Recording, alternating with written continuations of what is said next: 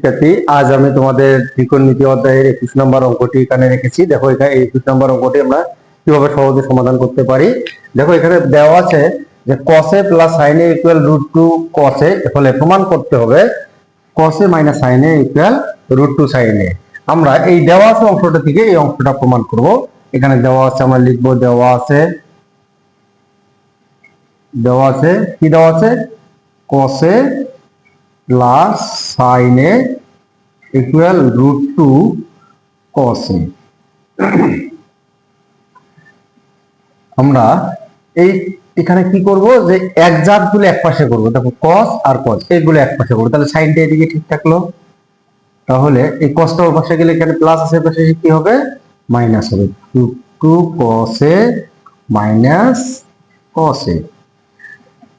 তাহলে sin a equal, এখানে কি যায়, cos cos কমন যায়, cosটা কমন নেই, তাহলে কি থাকে √2। এখানে কি থাকে, শুধু √2 মাইনাস, এখানে cos কমন নিলে কিছু থাকে না, তাহলে কি নেব আমরা 1, কিছু না থাকলে কি হয় 1 হয়। তাহলে এদিক থেকে দেখো আমরা এই যে এখানে কি আছে, এইটা এখানে গুণ আছে, এই পাশে কি হবে, ভাগ হবে। তাহলে সাইনের নিচে এটা, অথবা আমরা যদি এটাকে উভয় পার্শ্বকে √2 প্লাস √1 দ্বারা গুণ করে দেই, তাহলে কি হবে, sin a into √2 plus 1 equal cos a √2 minus 1 into √2 plus 1। দেখো আমরা এখানে কি আছে, √2 মাইনাস 1 আছে, উভয় পক্ষকে √2 প্লাস 1 দ্বারা গুণ করে দিছি। দেখো তাহলে গুণ করে দিলে কি হয়, এখানে √2 sin a প্লাস 1 দিয়ে sin a গুণ করলে কি হয়, sin a হয়। আবার এখন দেখো যে আমরা এই cosটা এখানে ঠিক থাকলো, এটা কি সূত্র হয়েছে না, a minus B into a plus B, সূত্র কি a square minus B square, অর্থাৎ √2 তার উপরে a স্কোয়ার মাইনাস 1। এখন দেখো এখানে কি হয়, এটা যা আছে আমরা ঠিক লিখবো, sin a plus √2 sin a plus sin a equal cos a। এখানে কি স্কোয়ার রুট কাটা গেলে কি হয়, এখানে শুধু 2 থাকে, এখানে 1,